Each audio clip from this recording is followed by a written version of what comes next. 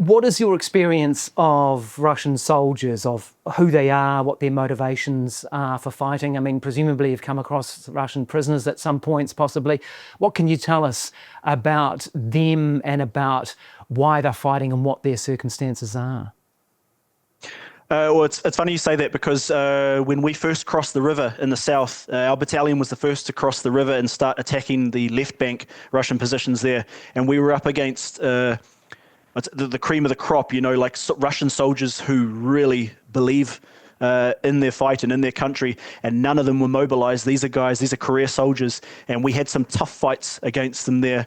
And fortunately, all of our guys made it out of those fights. But yeah, so we've fought against the best of the best. We've fought against the real tough cream of the crop of the Russians, but also we've seen the mobilized guys. And one of them we actually spoke to. Our commander was like, "You want to speak to a Russian?" And we're like, "Okay, yeah, of course, why not?"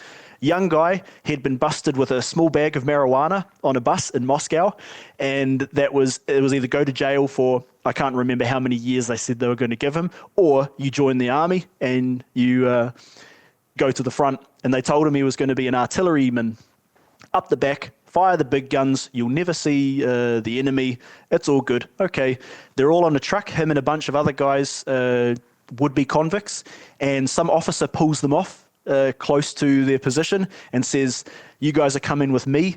They all get their kit, and then he said, "The Ukrainians are that way, I need you to find out exactly where," and he just sent them on an assault. 15 guys. Two of our guys, Ukrainians from our battalion at the time, this was in Turney, which is in the Le Mans sector out in the east. Two of our guys captured the entire group because, of course, they started to attack.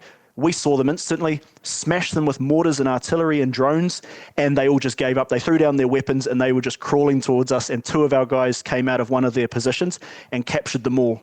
And it's just like, we're talking to this young guy, and he would have been better off taking the jail sentence. Well, no, actually, because we caught him. So he now gets fed and, food, water, a place to sleep, and eventually he'll probably be part of a prisoner swap. But while he's with us, he's safe, safer than he would be in a Russian prison, or, well, alternatively, what could have happened on the battlefield. He could have been smashed by an artillery round or anything. So yeah, that was our one experience talking to a Russian POW.